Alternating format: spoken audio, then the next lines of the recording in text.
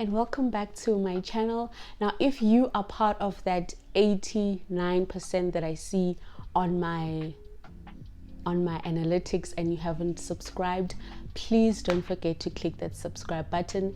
And to everybody who's subscribed already, welcome back to another one. Now today I just want to go a little bit off topic. You know, this channel mostly is about, doing the mommy stuff, doing the wifey stuff, doing life in general. But today I just want to talk about something that I don't normally talk about, and that is careers. I'm gonna start by talking about interviews, CVs, and generally my experience with such. The reason why I want to touch on this subject is because, well, a lot of us are always looking out for opportunities. And also last year with the pandemic, I know a lot of people lost their jobs, their businesses. Maybe some would want to go back to the working space 9 to 5. And generally, if we just, because we always looking for opportunities, that's why today I just thought maybe I would try and tackle the subject, because it's a skill also that I really want to master myself.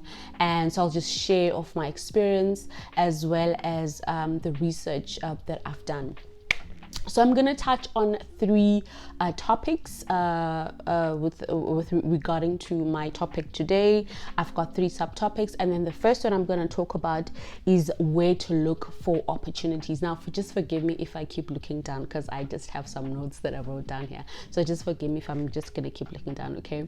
So first of all, the first one I'm going to be talking about is where to look for opportunities. Now, according to the balancecareer.com, the top website that they recommend where you can look for job advertisements and stuff is Indeed. Now, how this normally works with these websites is that you go to their website, you register your information, you put in your email address, and generally they send you and then you highlight what kind of field or what kind of field you're in, or what kind of job you're looking for, and then they will send you job notifications if they find the ones that you are interested in. And then another one that popped up, another one that I used was a Career Junction. And then but then according to this website, Indeed is the number one that they recommend. And then another one that has worked for me a lot is LinkedIn. So LinkedIn is good if you want recruiters, if you want to connect with recruiters directly. So how LinkedIn works is that you put in it's like you type in your CV. So when maybe recruiters say that they're looking for a salesperson, and then maybe you're the one that pop out, you've got the, about me, where you can just summarize your overall experience and then your overall career journey. And then also underneath, you just have a space to write about where you've worked, how long you've worked, and just briefly how it went. And then also with LinkedIn, there's this button. There's this button that says that actively looking. You can switch it on, and then it just pops out to recruiters only. It's not something that maybe when you go, anyone can go on your profile and then just see that you're actively looking. It just pops out. If you're a recruiter, it's gonna pop out and say Nonkululeko Munkwe is actively looking in this field and in that. So you can switch that button so you can you can enable that option, and then you'll automatically pop on recruiters. Now LinkedIn has really worked for me so far. The current role that I'm in right now, it was via LinkedIn, and I've also had recruiters and a couple of people approach me via LinkedIn. They would send me messages. We got this and this kind of job. We see that you're the right person to fit the role because of what I wrote on my about myself, and then they can easily read about my experience also. And then that's LinkedIn. And then maybe something that you can do also is just pick like a professional looking picture. Like I wouldn't pick like a selfie, or maybe a little picture with your dog, or a little picture in you climbing a tree or something, but just pick a nice how can I say this, a nice professional looking picture that you can also take with your phone, where you are nice and presentable. I would say I always say that you just present yourself to how you want to be, present yourself on how you want to be approached in a way, you know. So yeah, just pick a professional picture and then update your LinkedIn with that. So the second one I'm going to look for, fine, you've looked for a job, and then so now you found something that you like and you have to upload your CV. Now CV, what I've seen with CVs is that if you're using the latest Microsoft, there's templates, there's the latest templates for CVs. Microsoft Word, to be specific, I saw that there's some templates that are available where you can create your own CVs using that template. And there's also applications now on apps on your phone where you can just create your own CV using an app on your phone. The one that I have that I uploaded today is actually Resume Builder. Yes, Resume Builder. I'm sure I'm using iOS. I'm sure it's also available on Android, where you could just update your CV literally on your phone. After updating that CV on your phone, LinkedIn also has an app where you can just go and download your CV and apply with your phone. You can apply on LinkedIn with your phone from that CV that you created from Resume Builder. And then also 24 Slides. There's a website called 24slidestemplates.com where you can register yourself as well. And also there's resume templates on, like, you can build CVs or resume using a PowerPoint. So and also you can Google resumes if you want maybe the latest resume templates. They are all over Google. So it's really, really easy if you want to create your own CV, or if it's time for you to update your CV. Now, you know, a CV, it's something that you can take so how can I say this? It's something that I wouldn't really take very lightly, because I've got a really good friend of mine who went to an interview recently, and then so what they mentioned on his interview that, wow, your CV really impressed us, and not because of the skills and the things that he wrote there, but on how it is presented. They just said, wow, we are really impressed with your CV. It's quite detailed. It's very neat, you know. So yeah, you know, maybe they wouldn't have looked at your CV. Maybe you don't even qualify for that role, but because your CV is so detailed, it tells them the type of person that you are, that you're a detailed person, that you pay attention to detail, and that that can mean that, you know, you're gonna do the role quite well. So yeah. So like I said before, 24 Slides, Microsoft has good templates. You can Google those templates. I also saw there's people on Twitter who offer those services of updating your CV or creating a good CV for you. So yeah, a CV is really, really, really important. It can really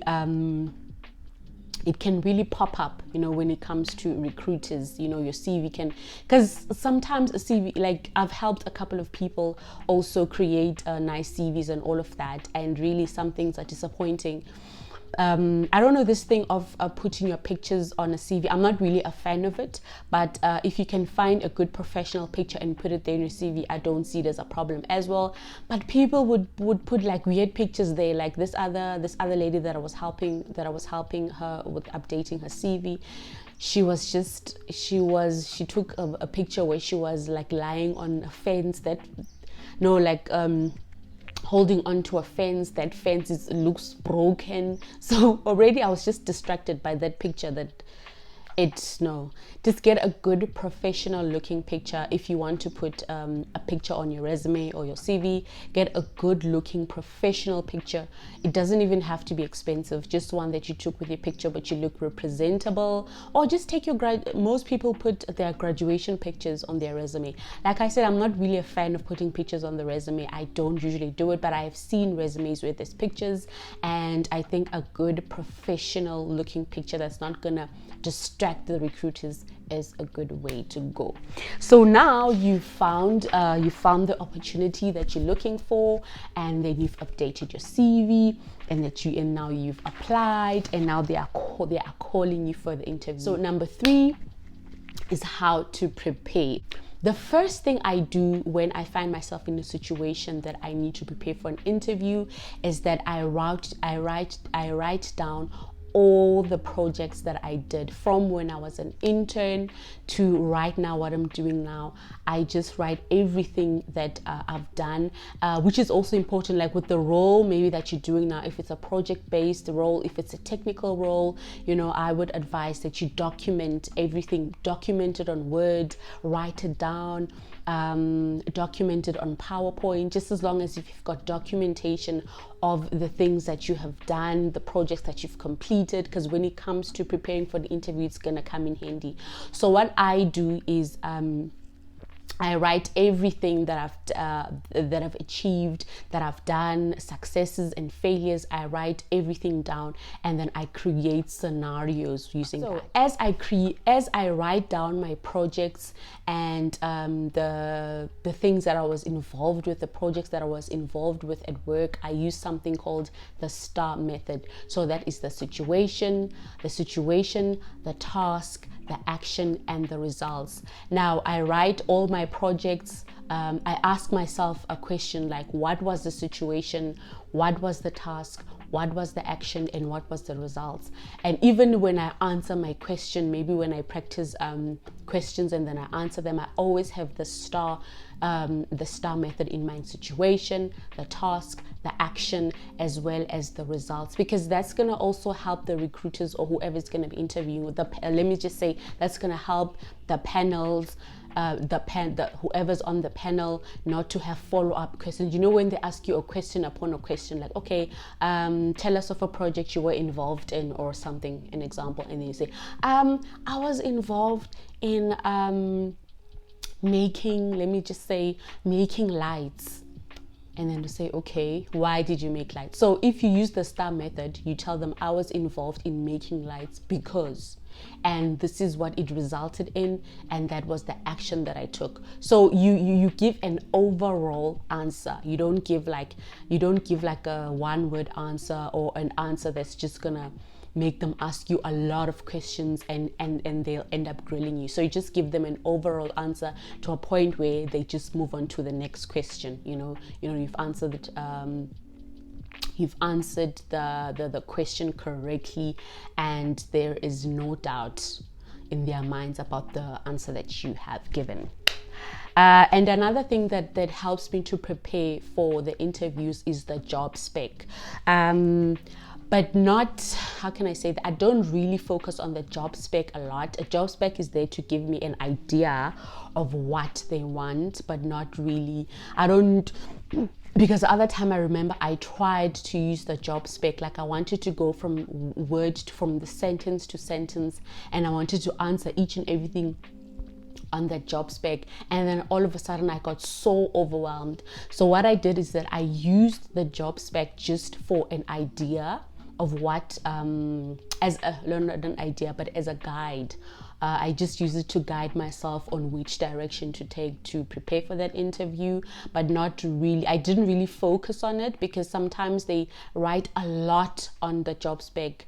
Sometimes I think maybe it's just to overwhelm the candidates so that not a million people can apply. So I just use it as a guide, but not really. I don't really focus on it 100%. Because like I said the other time, I tried to use it to go sentence by sentence by sentence, and I just got so overwhelmed, and I just got so confused, and I just got so scared and so nervous, to a point where like I was just dumbstruck. So I just decided, you know what, I'm just going to stick to what I know, because really what they're looking for is they just want to see that you can think. They just want to see that you've got what kind of person you are, how you handle situations, the overall how can I say this, the overall experience that you have, and just even the kind of person that you are. Generally, that's what they're looking for. That's what I think. And then if the job, okay, I've had situations where I've had the job spec was kind of like vague, like they're not really giving a lot of information. You're not really sure what's happening, what's going on. And what I did in those situations is that I prepared a PowerPoint presentation. Now, this is usually not really a very popular method, but like if they don't say much, you really don't have guide on what to do. So what I did was prepared a PowerPoint presentation. So in that PowerPoint presentation, it was just generally my CV, but in a very, how can I say this, but in a presentation form, in a PowerPoint form. So I had about myself, where I just talked generally about the light things about myself. I even included hobbies and stuff, but not really, it wasn't really the focus. And then also my achievements, and then I started also presenting my projects, where I even gave, so I'm in a technical environment where we measure our KPIs.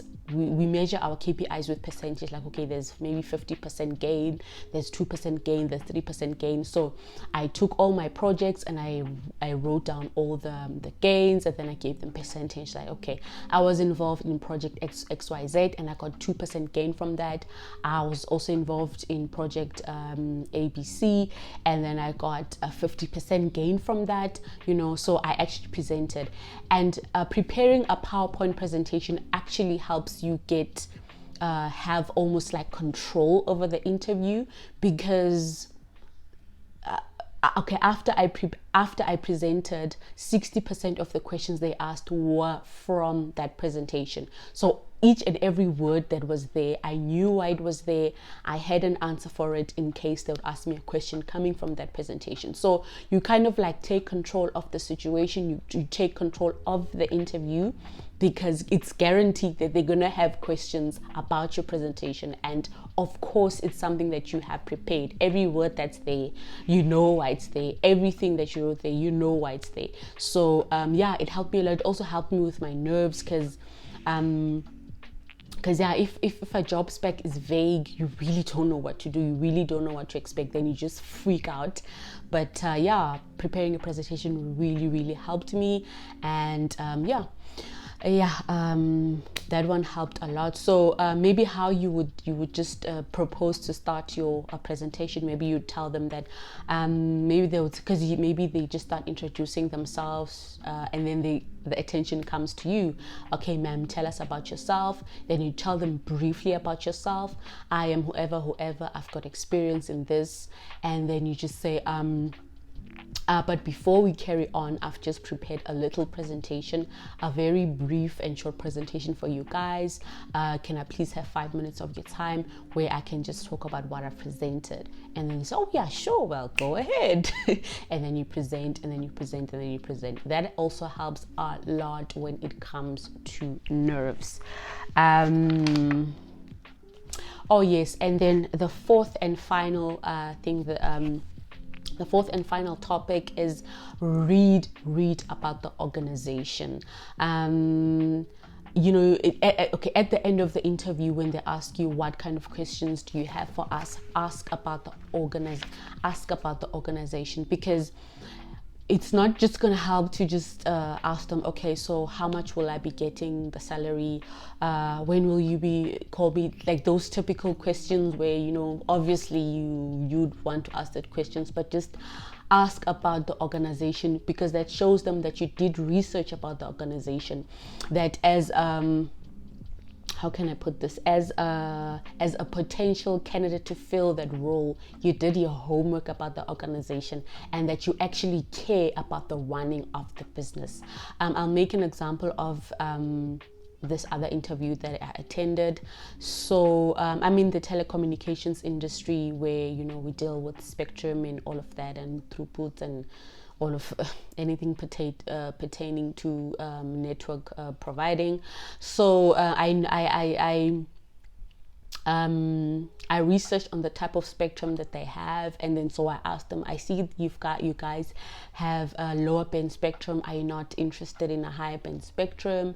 And I also asked them, oh yeah, and I also noticed that on their websites they didn't actually say anything about, it was like a company that just sold, they just provided the network and well, nothing else. They didn't say anything about their organization, they didn't say anything about their people. And then I asked, well, there's nowhere written anything about like how you treat your people. What kind of organization is this? What kind of culture? I don't know what I don't know what kind of culture or organization is it is. Do you care about your people? So I just asked about the culture and about how they care for their people, you know. And then I also listened and read about the speech that the CEO said. You know, these things are available in the internet. Read about what the CEO is saying, because the CEO will always talk about the vision of the company. So I asked about the vision of the company according to what the CEO said, you know. That could also be like the last confirmation that they need, like, okay, this candidate really does their research, this candidate really already knows about this organization, this candidate is clued up about 1 2 3. It will also help